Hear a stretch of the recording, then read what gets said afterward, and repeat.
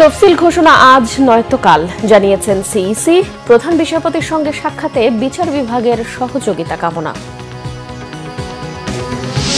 কথার ফুলঝুরি দিয়ে রাষ্ট্র চলে না, প্রয়োজন পরিকল্পনা, যা একমাত্র বিএনপির আছে বলেছেন তারেক রহমান।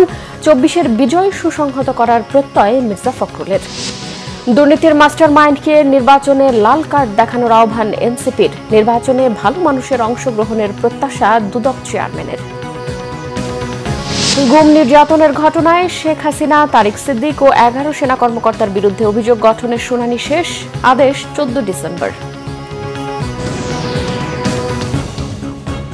দেখছিলেন ক্রাউন সিমেন্ট সংবাদ শিরোনাম। ত্রয়োদশ জাতীয় সংসদের তফসিল চলতি সপ্তাহেই হতে পারে বলে জানিয়েছেন প্রধান নির্বাচন কমিশনার এএমএম নাসির উদ্দিন। মঙ্গলবার প্রধান বিচারপতি সৈয়দ রেফাত আহমেদের সঙ্গে সাক্ষাৎ শেষে তিনি সাংবাদিকদেরকে কথা জানান। প্রধান বিচারপতির খাস কামরায় প্রায় ঘণ্টাব্যাপী তাদের মধ্যে একান্তে বৈঠক হয়। সাক্ষাতের বিষয়ে সিইসি বলেন, ইলেকটোরাল ইনকোয়ারি কমিটি যে ডেপ্লয়মেন্ট আছে সে ব্যাপারে যথাযথ ব্যবস্থা তারা নিচ্ছে এবং নেবেন। কোনো অসুবিধা হবে না বলেও আশ্বস্ত করেছেন প্রধান বিচারপতি। নির্বাচনে বিচার বিভাগের সহযোগিতা চেয়েছেন সিইসি এএমএম নাসির উদ্দিন। এ সময় সার্বিক সহযোগিতার আশ্বাস দিয়েছেন প্রধান বিচারপতি ডক্টর সৈয়দ রেফাত আহমেদ। মামলা নিয়ে প্রধান বিচারপতির সঙ্গে কোনো কথা হয়নি বলেও জানান প্রধান নির্বাচন কমিশনার। তিনি বলেন, দেশে নির্বাচনের ট্রেনে উঠে গেছে। বেশিদিন নাই, উনার তো চাকরি আর বেশি দিন নাই, তো এই মাসে উনিও চলে যাবেন। উই হ্যাভ ওয়ার্ক টুগেদার, একসাথে কাজ করেছি। ফেয়ারওয়েল কলটা করতে আসলাম ওনার সাথে। ইলেকট্রাল ইনকোয়ারি কমিটির যাতে ওনারা যেটা ডেপ্লয় করবেন আমাদের শিডিউল ঘোষণার সাথে সাথে এই কাজটা যাতে ত্বরান্বিত করেন উনি, সেটা ওনাকে একটু রিকোয়েস্ট করেছি।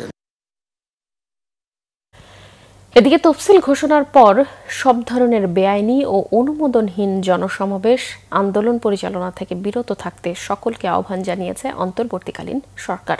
মঙ্গলবার দুপুরে প্রধান উপদেষ্টার নির্দেশে স্বরাষ্ট্র মন্ত্রণালয়ের এক বৈঠকে এই সিদ্ধান্ত নেওয়া হয়।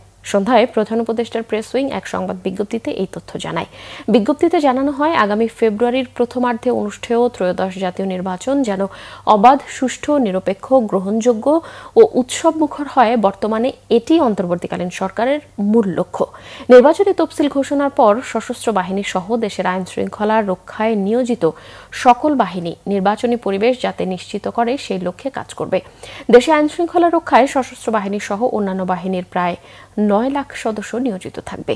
তফসিল ঘোষণার পর থেকে নির্বাচন পর্যন্ত যে কোনো ধরনের বেআইনি ও অনুমোদনহীন জনসমাবেশ, জনদুর্ভোগ সৃষ্টি করে এমন আন্দোলনকে কঠোরভাবে নিয়ন্ত্রণ করা হবে। কেউ বেআইনি সভা সমাবেশে অংশ নিলে আইনের আওতায় আনা হবে তাদেরকে। বিএনপির ভারপ্রাপ্ত চেয়ারম্যান তারেক রহমান বলেছেন, জনগণের সমস্যাগুলো কিভাবে দূর করা হবে সেই পরিকল্পনা জনগণ দেখতে চায়। বক্তৃতা শুনতে শুনতে তারা বিরক্ত, তাদের জন্য কি করা হবে সেটি তারা সঠিকভাবে জানতে চায়। তিনি বলেন, কথার ফুলঝুরি দিয়ে রাষ্ট্র চলে না, দরকার পরিকল্পনা, যা একমাত্র বিএনপিরই আছে। আহমেদ সরওয়ারের রিপোর্টে বিস্তারিত। রাজধানীর খামারবাড়িতে কৃষিবিদ ইনস্টিটিউটে বিএনপি আয়োজিত দেশ গড়ার আলোচনায় তৃতীয় দিনের মতো লন্ডন থেকে ভার্চুয়ালি যোগ দেন দলের ভারপ্রাপ্ত চেয়ারম্যান তারেক রহমান। এই সময় তিনি দুর্নীতি দমন ও আইন শৃঙ্খলা পরিস্থিতি উন্নয়নে অতীতের বিএনপি সরকারের ভূমিকা তুলে ধরেন। যে অন্যায় যে করে সে কোনো দলের হতে পারে না, অন্যায় যে করে সে অন্যায়কারী। কাজেই যে কোনো মূল্যে আমাদেরকে এনশিওর করতে হবে যে কঠোর হস্তে আমরা দেশের স্বার্থে, দেশের মানুষের স্বার্থে আমরা যে কোনো মূল্যে দুর্নীতির লাগাম টেনে ধরতে হবে এবং দেশের আইন শৃঙ্খলাকে আমাদের ঠিক রাখতে হবে। আজ দেশের স্বাধীনতা বলেন, সার্বভৌমত্ব বলেন, গণতন্ত্র বলেন, সবকিছু নির্ভর করছে বাংলাদেশ জাতীয়তাবাদী দলের উপরে। আমরা যদি জনগণকে ঐক্যবদ্ধ করতে পারি, এই দেশে গণতন্ত্র ফিরে আসবে। এই দেশকে আমরা ষড়যন্ত্র থেকে রক্ষা করতে পারবো। এই দেশের অর্থনীতি, এই দেশের নারীর স্বাধীনতা থেকে শুরু করে এই দেশের তরুণদের কর্মসংস্থান থেকে শুরু করে সকল কিছু ধীরে ধীরে আমরা নিশ্চিত করতে পারবো। যদি আমরা ঐক্যবদ্ধ করতে দেশকে না পারি, জনগণকে ঐক্যবদ্ধ করতে না পারি, জনগণকে সাথে রাখতে না পারি, এই দেশের অস্তিত্ব নিয়ে ভবিষ্যতে প্রশ্ন দেখা দিবে। তারেক রহমান বলেন, জনগণ শুধু শুনতে চায় না, সমস্যার সমাধানে কি কি পরিকল্পনা নেওয়া হয়েছে তাও তারা জানতে চায়। জনগণ আমাদের কাছে প্রত্যাশা করে যে আমরা কিভাবে দেশকে পরিচালনা করব, আমরা জনগণের সমস্যাগুলোকে কিভাবে আমরা মিট আপ করবো, জনগণের সমস্যাগুলোকে কিভাবে আমরা অ্যাড্রেস করব, পুরা পরিকল্পনা জনগণ আমাদের কাছে দেখতে চায়। জনগণ চায় সারাদিন রেডিও খুললে, টিভি খুললে, ফেসবুক খুললে, পত্রিকা খুললে, যাই করেন সারা দিকে শুধু হইচই, ঝগড়া, ফ্যাসাদ, এইটা নাই, এইটা ভালো তো ওটা খারাপ, এইরকম কথাবার্তা। আমি মনে করি, আমার কাছে যেটি মনে হয়, এত দূর থেকে বসেও আপনাদের কথা শুনে, বিভিন্ন মানুষের কথা শুনে জনগণ টায়ার্ড হয়ে গেছে এখন এইসব বক্তৃতা শুনতে শুনতে। জনগণ একটি ক্লিয়ার ইন্ডিকেশন চায়, ভাই তুমি কি করবা আমাকে বলো। আমি জনগণ, আমি তোমাকে ভোট দিব, তুমি কি করবা। বিভিন্ন জনের বিভিন্ন ট্র্যাক রেকর্ড অতীতে আমরা দেখেছি, এবং তাদের কাছে কোনো প্ল্যান নাই। কথার ফুল জুড়ে দিয়ে রাষ্ট্র চলে না, কথার ফুল জুড়ে দিয়ে জনগণের পেটে খাবার আসে না, কথার ফুল জুড়ে দিয়ে কর্মসংস্থান হয় না, কথার ফুল জুড়ে দিয়ে জনগণের অর্থের সংস্থান হয় না, কর্মসংস্থান হয় না। পরিকল্পনা লাগে কর্মসংস্থান করতে, জনগণের পেটে আহার দিতে, ভাত দিতে হলে পরিকল্পনা লাগে, প্ল্যানিং লাগে, যা একমাত্র আপনার আছে, যা একমাত্র এই দলের আছে, যা একমাত্র বিএনপির আছে, আর কারো নেই। জনগণের ভোটে বিএনপি ক্ষমতা যেতে পারলে ইমাম মুয়াজ্জিনদের সামাজিক মর্যাদা দেবার ব্যবস্থা নেবে বলে জানান ভারপ্রাপ্ত চেয়ারম্যান। বাংলাদেশের আলেম সমাজের মধ্যে, বিশেষ করে বাংলাদেশের প্রায় 3 লক্ষের মতন মসজিদ আছে। এই মসজিদগুলোতে যে ইমাম সাহেবরা আছেন, মুয়াজ্জিম সাহেবরা আছেন, তাদেরকে একটি সামাজিক মর্যাদার ভিতরে আনা উচিত, এবং এটি পর্যালোচনাকে হয়তো একবারে আমরা পারবো না, কিন্তু পর্যায়ক্রমিকভাবে ধীরে ধীরে আমরা এই কাজটি শুরু করতে চাই। অর্থাৎ এইভাবে যদি আমরা দেখি, প্রত্যেকটি সমাজের প্রতিটি কম বেশি শ্রেণী পেশার মানুষের উপরে আমরা মানুষের সমস্যাগুলো কিভাবে সমাধান করতে সম্ভব সেগুলো আমরা চেষ্টা করছি বের করে আনতে, সেগুলোর সম্পর্কে আমরা পরিকল্পনা গ্রহণ করেছি। জনগণের সমর্থন পেতে দলের নেতাকর্মীদের সবাইকে ভোটারদের দুয়ার দুয়ারে যাবার আহ্বান জানান তারেক রহমান। মাঠে ঝাঁপিয়ে পড়তে হবে। আহমেদ সরওয়ার, বাংলা ভিশন, ঢাকা। বিষয় আমাদের যেটা অতীত অভিজ্ঞতা। এদিকে রাতে আরেক মতবিনিময় সভায় বিএনপির ভারপ্রাপ্ত চেয়ারম্যান তারেক রহমান বলেছেন, গত 16 বছরে 3 বাহিনীকে রাজনীতিকরণ করা হয়েছে, সে সময় কোনো জবাবদিহিতা ছিল না। বিএনপি ক্ষমতায় গেলে সবকিছু পুনর্গঠন করা হবে বলেও জানান তিনি। মঙ্গলবার রাতে রাজধানীর গুলশানে দলের চেয়ারপারসনের কার্যালয়ে সাবেক সেনা কর্মকর্তাদের সাথে মতবিনিময় সভায় এসব কথা বলেন তিনি। রাষ্ট্র ক্ষমতায় গেলে দেশ গঠনে বিএনপির গৃহীত পরিকল্পনাগুলো বাস্তবায়নে সবার সহযোগিতা চান তারেক রহমান। আগামীতে দেশ পুনর্গঠনে বিএনপির পরিকল্পনাগুলো সাবেক সেনা কর্মকর্তাদের সাথে তুলে ধরেন তিনি। এ সময় দলের মহাসচিব মির্জা ফখরুল ইসলাম আলমগীর অভিযোগ করেন, একটি রাজনৈতিক দল ৭১-এর মতো ধর্মকে ব্যবহার করে দেশের জনগণকে বিভ্রান্ত করে যাচ্ছে। এই গত 15, 16, 17 বছরে আপনারা অনেকে বক্তব্য যারা রেখেছেন, তাদের মধ্যে থেকে হচ্ছে আমাদের ডিফেন্স, আর্মি, নেভি, এয়ারফোর্স যেটাই হোক না, এগুলোকে পলিটিসাইজ করা হয়েছে। এগুলো যেরকম পলিটিসাইজ হয়েছে, এর বাইরে যেই ইনস্টিটিউশনগুলো আছে গভর্নমেন্টের, কম বেশি সবগুলোকেই কিন্তু সিস্টেমেটিক্যালি ধ্বংস করে দেওয়া হয়েছে। আমাদের সকলকে সামনের দিনে গণতন্ত্রকে স্টাবলিশ করতে হবে, যে কোনো মূল্যে স্টাবলিশ করতে হবে। বিকজ গণতন্ত্র স্টাবলিশ করতে পারলে কিন্তু অ্যাকাউন্টেবিলিটি বা জবাবদিহিতা হবে। গত 16-17 বছরে যেই কাজগুলো হয়েছে, যে ইনস্টিটিউশনগুলো ধ্বংস করেছে, তার অন্যতম মূল কারণ ছিল যে জবাবদিহিতা ছিল না। দেশে কোনো জায়গায় কোনো জবাবদিহিতা ছিল না, এটা আমরা সকলে ভালো করে জানি। যতক্ষণ জবাবদিহিতা তৈরি না হবে, ততক্ষণ দেশে কোনো প্রতিষ্ঠান গড়ে ওঠা সম্ভব না। দেশে মানুষের ইচ্ছা আকাঙ্ক্ষার প্রতিফলন ঘটবে না যতক্ষণ জবাবদিহিতা না হবে। বিএনপি মহাসচিব মির্জা ফখরুল ইসলাম আলমগীর বলেছেন, 24-এর গণ আন্দোলনের মাধ্যমে যে বিজয় এসেছে তা সুসংহত করতে হবে। মতপার্থক্য থাকবে, তারপরও শহীদদের ত্যাগ যেন বৃথা না যায় সেদিকে লক্ষ্য রাখার আহ্বান জানান তিনি। বিপ্লবী ওয়ার্কার্স পার্টির সাধারণ সম্পাদক সাইফুল হক বলেন, রাজপথে নিজেরা সংঘাতে জড়িয়ে পড়লে প্রশ্নবিদ্ধ হবে গণ অভ্যুত্থান। আহমেদ সরওয়ারের রিপোর্ট। অর্থনীতিবিদ ও শিক্ষাবিদ ডক্টর মাহবুবুল্লাহর বইয়ের প্রকাশনা উৎসবের আয়োজন করা হয় মঙ্গলবার জাতীয় প্রেস ক্লাবে। দেশের বিশিষ্ট ব্যক্তিদের উপস্থিতিতে এটি পরিণত হয় মিলন মেলায়। প্রকাশনা উৎসবে বিএনপি মহাসচিব মির্জা ফখরুল ইসলাম আলমগীর বলেন, ডক্টর মাহবুবুল্লাহ তার লেখায় সবসময় সমাজ বদলের, দেশকে পাল্টে দেবার কথা বলেছেন। আমাদের সেই একই কথা, আসুন 24-এর জুলাই আন্দোলনের মধ্য দিয়ে আমরা যে বিজয় অর্জন করেছি, আসুন সাইফুল ভাই বলেছেন, আমরা সবাই মিলে সেই বিজয়টাকে সুসংহত করি। আমাদের মধ্যে মত পার্থক্য থাকবে, কিন্তু সেই মত পার্থক্য যেন আমাদের যে আশা, আমাদের যে স্বপ্ন, এই যে ছেলেগুলো প্রাণ দিয়েছে তাদের যে আত্মাহুতি যেন বৃথা না যায়, আমরা আমাদের স্বপ্নকে যেন বাস্তবায়িত করতে পারি। লড়াই করে সংগ্রাম করে অনেক আত্মত্যাগ করেছে শুধু একটা ভালো সময়ের জন্য, ভালো দিনের জন্য। তো সামনের দিনগুলো যাতে সব ধরনের আপনার অত্যাচার, অবিচার, মানুষের অমর্যাদা, এই সব কিছু থেকে আমরা মুক্ত থাকতে পারি, সেটাই যেন হোক আজকে আমাদের ভাবনা। বিপ্লবী ওয়ার্কার্স পার্টির সাধারণ সম্পাদক সাইফুল হক বলেন, ফ্যাসিবাদী ব্যবস্থাকে বিদায় দিলেও আশা জাগা নিয়ে বিকল্প কোনো ব্যবস্থা এখনো মানুষের সামনে অনুপস্থিত। 17 বছর ধরে আমরা যে নির্বাচনের জন্য অপেক্ষা করছি, এটা প্রশ্নবিদ্ধ হলে পার্লামেন্ট প্রশ্নবিদ্ধ হবে। আগামী সরকারও কিন্তু তারা কিন্তু নানাভাবে কিন্তু বিতর্কিত হয়ে পড়ে, ঝুঁকি থাকবে। ফলে অভ্যুত্থানে অংশীজনদেরকে বলবো, চলেন আমরা আলোচনা করি, কথা বলি, বিতর্ক করি, কিন্তু নিজেরা রাজপথের সহিংসতায় আমরা যেন জড়িয়ে না পড়ি, তাহলে গোটা অর্জন অভ্যুত্থানের এটা কিন্তু বিসর্জনে চলে যাওয়ার আশঙ্কা তৈরি করবে। আলোচনায় বিশিষ্টজনেরা শিক্ষাবিদ ডক্টর মাহবুবুল্লাহর দর্শনের কথা তুলে ধরেন। এবং এই বইটা পড়ে আমার যেটা মনে হয়েছে, আমার কাছে যেটা মনে হয়েছে সেটা হলো যে ব্রিটিশ বিরোধী যে আন্দোলন কলকাতা কেন্দ্রিক বাবু বুদ্ধিজীবীরা করেছিলেন, সেটা মূলত ছিল মুসলমান স্বার্থবিরোধী আন্দোলন, এবং সেটার থেকে ব্রিটিশ বিরোধী আন্দোলনে এটা রূপান্তরিত হয়েছিল। খুবই একটা চমৎকার ট্রান্সফরমেশন আমরা এই বইটার মধ্যে পেয়ে যাব। আজকে যখন প্রধান উপদেষ্টা বলেন যে এই যে আসামের এবং ওই যে 7 সিস্টার কান্ট্রিগুলোর ইয়ে হবে, কি বলে যে উন্মুক্ত বাইরে যাওয়ার পথ হবে আমাদের চট্টগ্রামের সমুদ্র।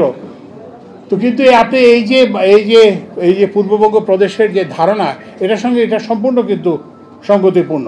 24-এর গণ আন্দোলনের পরে আমার সবচেয়ে বড় দুঃখ হয়েছে যে এত অর্জন, এত সাহস, এত ধরনের একটা চেপে বসা স্বৈরতান্ত্রিক শাসনকে ফেলে দিতে সক্ষম হলাম বটে, কিন্তু সেই মানুষের সমাজের হৃদয়ের সাথে কথোপকথনের কাজটা আমরা সাফিসিয়েন্টলি করতে পারি নাই, এখনো করতে পারি নাই, এবং করাটা প্রয়োজন। আহমেদ সরওয়ার, বাংলা ভিশন, ঢাকা। বেগম খালেদা জিয়ার শারীরিক অবস্থার ধীর উন্নতি অব্যাহত রয়েছে বলে জানা গেছে। বিমান ভ্রমণের উপযুক্ত না হওয়ায় খালেদা জিয়ার লন্ডন যাত্রা আরেক দফা পিছিয়ে যাচ্ছে।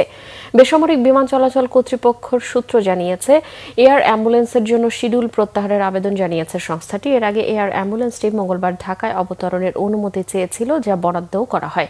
সবশেষ ব্রিফিংয়ে বেগম খালেদা জিয়ার ব্যক্তিগত চিকিৎসক ও বিএনপি স্থায়ী কমিটির সদস্য ডক্টর এজেডএম জাহিদ হোসেন জানিয়েছেন, বেগম খালেদা জিয়ার সুস্থতাকেই সর্বাধিক অগ্রাধিকার দিচ্ছে মেডিকেল বোর্ড।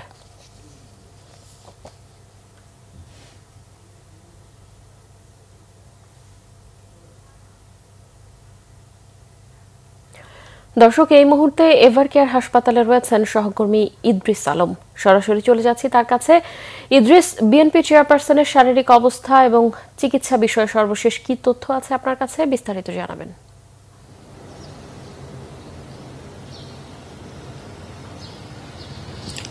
কনক, ধন্যবাদ আপনাকে। যেমনটি বলছিলেন, আসলে শনিবারের পর থেকেই কিন্তু বিএনপি চেয়ারপারসন খালেদা জিয়ার আসলে চিকিৎসার নতুন কোনো তথ্য বিএনপি মিডিয়া সেল বা বিএনপির পক্ষ থেকে দেয়া হয়নি।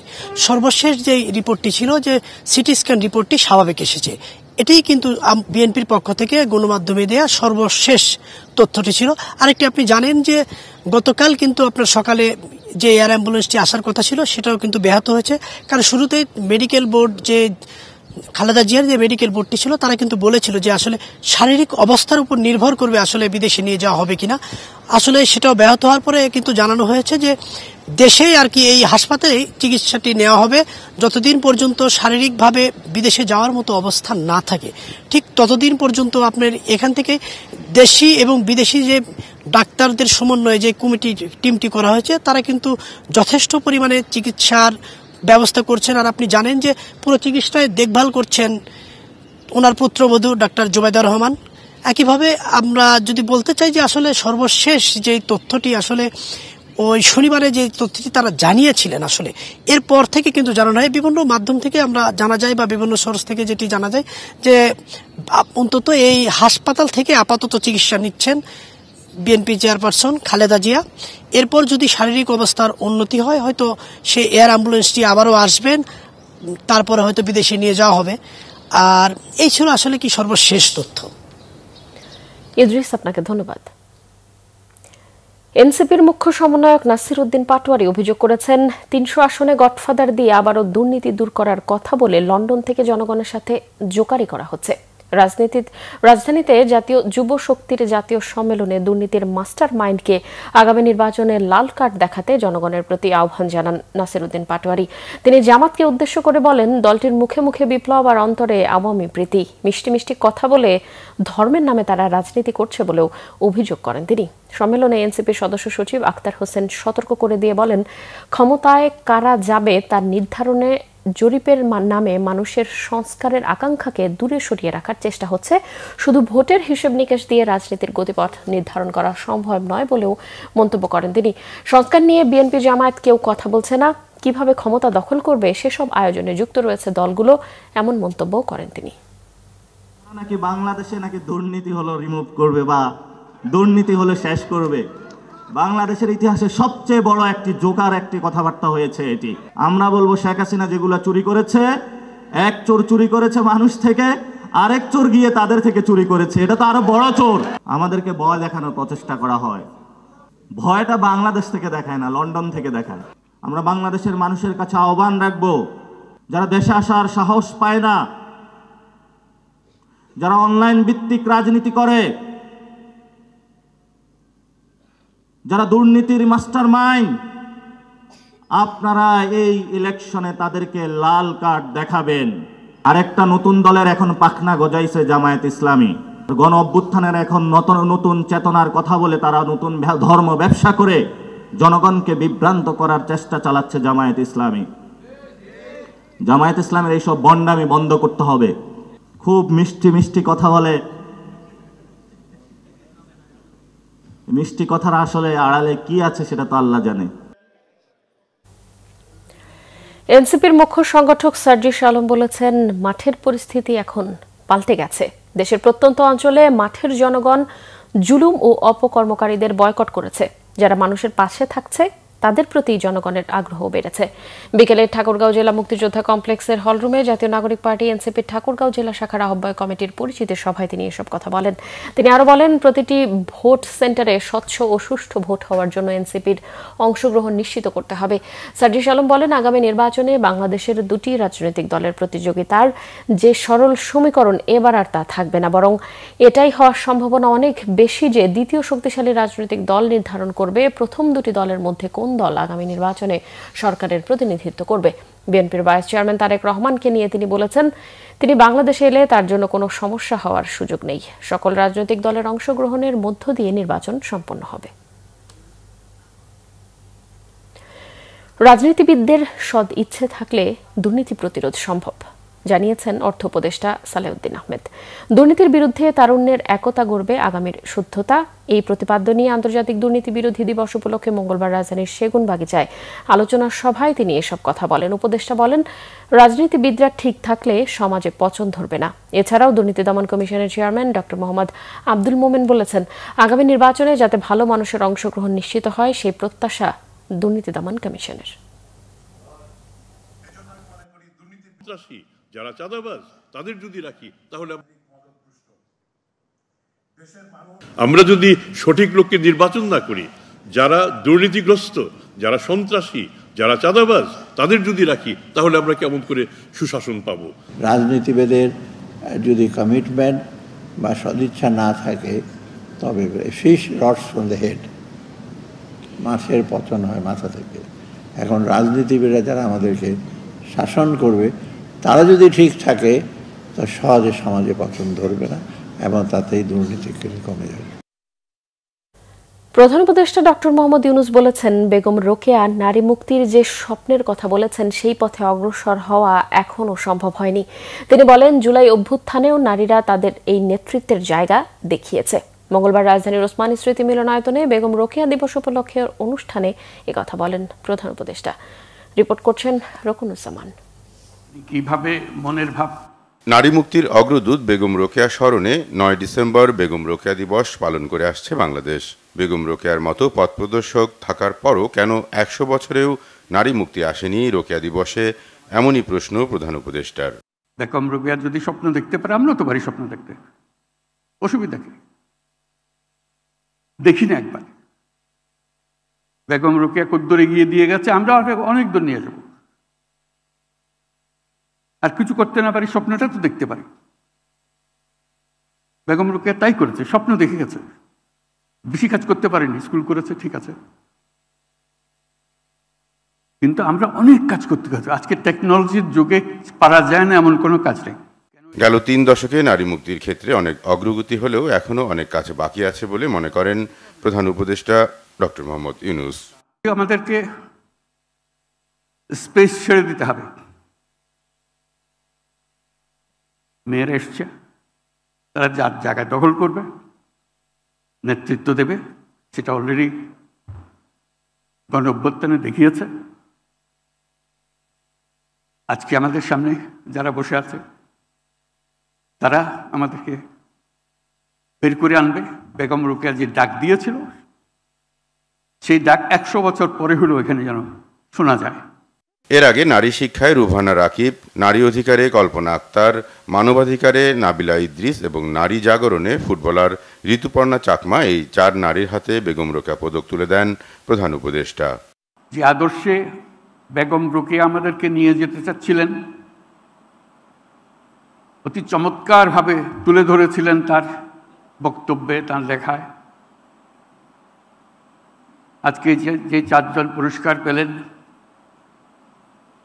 যারা রোকেয়ার সেই পথে আমাদের জাতিকে তুলে দিল, এগিয়ে দিল। রকুনুজ্জামান, বাংলা ভিশন, ঢাকা। আওয়ামী লীগের গত ১.৫ দশকের শাসনামলে গুম করে জয়েন্ট ইন্টারোগেশন সেল জেআইসিতে নির্যাতনের ঘটনায় সাবেক প্রধানমন্ত্রী শেখ হাসিনা ও তার নিরাপত্তা উপদেষ্টা তারিক আহমেদ সিদ্দিক ও ১১ জন সেনা কর্মকর্তা সহ ১৩ জনের বিরুদ্ধে অভিযোগ গঠনের শুনানি শেষ হয়েছে। আদেশের জন্য আগামী ১৪ ডিসেম্বরের দিন ঠিক করেছে আন্তর্জাতিক অপরাধ ট্রাইব্যুনাল। এই মামলায় গ্রেফতার থাকা ৩ জন আসামি মেজর জেনারেল শেখ মোহাম্মদ সরওয়ার হোসেন ও ২ জন ব্রিগেডিয়ার জেনারেল মোহাম্মদ মাহবুবুর রহমান সিদ্দিক ও আহমেদ তানভীর মাজহার সিদ্দিককে মঙ্গলবার সকালে কড়া নিরাপত্তার মধ্য দিয়ে ট্রাইব্যুনালে হাজির করা হয়। এর আগে গত রবিবার ট্রাইব্যুনাল একই আসামিদের বিরুদ্ধে অভিযোগ গঠন চেয়ে শুনানি শেষ করেন চিফ প্রসিকিউটর মোহাম্মদ তাজুল ইসলাম। শেখ হাসিনা সহ ১৩ জন আসামির বিরুদ্ধে সুনির্দিষ্ট ৫টি অভিযোগ আনে প্রসিকিউশন। এই মামলায় পলাতক আসামি ডিজিএফআইয়ের সাবেক ৫ জন মহাপরিচালকের পক্ষে রাষ্ট্রনিযুক্ত আইনজীবী ও গ্রেফতার থাকা আসামিদের পক্ষে তাদের আইনজীবীরা অব্যাহতির আবেদন করেছেন। আইনজীবীরা বলেন, সেনাবাহিনী তদন্ত আদালতে গুম হওয়া সাবেক সেনা কর্মকর্তা আব্দুল্লাহিল আমান আজমির জবানবন্দি দিয়েছেন, সেখানেও এই ৩ আসামির কোনো দোষ প্রমাণিত হয়নি। শেখ হাসিনা রাষ্ট্রীয় নগ্ন কায়দায় মিডিয়াকে নিয়ন্ত্রণ করতেন বলে অভিযোগ করেছেন জাতীয় নাগরিক পার্টির দক্ষিণাঞ্চলের মুখ্য সংগঠক হাসনাত আব্দুল্লাহ। গোয়েন্দা কর্মকর্তারা টেলিভিশনের স্ক্রলে কি দেখানো হবে তাও নির্ধারণ করতেন বলে দাবি করেন তিনি। মঙ্গলবার জুলাই গণঅভ্যুত্থানের প্রথম শহীদ রংপুরে বেগম রোকেয়া বিশ্ববিদ্যালয়ের শিক্ষার্থী আবু সাইদ হত্যার ঘটনায় মানবতা বিরোধী অপরাধের মামলায় সাক্ষ্য দেওয়ার সময় তিনি এই অভিযোগ করেন। আন্তর্জাতিক অপরাধ ট্রাইব্যুনাল ২-এর চেয়ারম্যান বিচারপতি নজরুল ইসলাম চৌধুরী নেতৃত্বাধীন ৩ সদস্যের বিচারিক প্যানেলে বেরুবির সাবেক ভিসি হাসিবুর রশিদ সহ ৩০ আসামির বিরুদ্ধে সাক্ষ্য দেন হাসনাত আব্দুল্লাহ। এ সময় তিনি ট্রাইব্যুনালকে জানিয়েছেন, জুলাই আন্দোলনের সময় রাজধানীর কাকরাইলে একটি সেফ হাউসে তাদেরকে বন্দী অবস্থায় রাখা হয়েছিল এবং এই মামলায় বর্তমানে ৬ জন আসামি গ্রেফতার রয়েছেন। তারা হলেন এএসআই আমির হোসেন, বেগম রোকেয়া বিশ্ববিদ্যালয়ের সাবেক প্রক্টর শাকিল শরীফুল ইসলাম, কনস্টেবল সুজন চন্দ্র রায়, ছাত্রলীগ নেতা ইমরান চৌধুরী, রফিউল হাসান রাসেল ও আনোয়ার পারভেজ। মঙ্গলবার সকালে কারাগার থেকে তাদেরকে ট্রাইব্যুনালে হাজির করা হয়।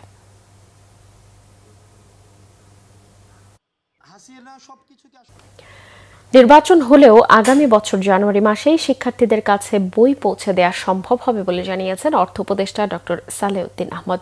সচিবালয়ে ক্রয় সংক্রান্ত কমিটির সভা শেষে তিনি এই তথ্য জানান। অর্থ উপদেষ্টা বলেন, নির্বাচনের কারণে কিছুটা এদিক সেদিক হলেও বছরের শুরুতেই ক্লাসে বই দেওয়া হবে। জানান, নির্বাচনী তফসিল ঘোষণার পর নতুন প্রকল্প গ্রহণ ও বরাদ্দের সুযোগ নেই। এছাড়াও নতুন করে বদলি করা যাবে না। তবে রুটিন মাফিক সকল কাজ চলবে। দেশের অর্থনীতি স্থিতিশীল আছে জানিয়ে তিনি বলেছেন, মূল্যস্ফীতি নিয়ন্ত্রণে রাখতে সরবরাহ ঠিক রাখতে হয়।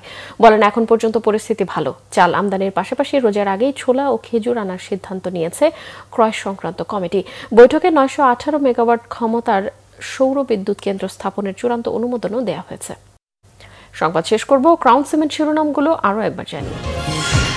তফসিল ঘোষণা আজ নয়তো কাল, জানিয়েছেন সিইসি। প্রধান বিচারপতির সঙ্গে সাক্ষাতে বিচার বিভাগের সহযোগিতা কামনা। কথার ফুলঝুরি দিয়ে রাষ্ট্র চলে না, প্রয়োজন পরিকল্পনা, যা একমাত্র বিএনপির আছে, বলেছেন তারেক রহমান। 24-এ বিজয় সুসংহত করার প্রত্যয় মির্জা ফখরুলের। দুর্নীতির মাস্টার মাইন্ডকে নির্বাচনে লাল কার্ড দেখানোর আহ্বান এনসিপির। নির্বাচনে ভালো মানুষের অংশগ্রহণের প্রত্যাশা দুদক চেয়ারম্যানের। গুম নির্যাতনের ঘটনায় শেখ হাসিনা, তারিক সিদ্দিক ও 11 সেনা কর্মকর্তার বিরুদ্ধে অভিযোগ গঠনের শুনানি শেষ। আদেশ 14 ডিসেম্বর। এই ছিল এখনকার মতো। পরের সংবাদ সকাল 7:30টায় দেখার আমন্ত্রণ রইল। এছাড়াও বাংলাভিশন সংবাদ ও সংবাদ সংশ্লিষ্ট অনুষ্ঠান দেখতে ভিজিট করুন www.bvnews24.com ও facebook.com/banglavisionnews এবং সাবস্ক্রাইব করুন youtube.com/banglavisionnews। এতক্ষণ সঙ্গে থাকায় ধন্যবাদ সবাইকে।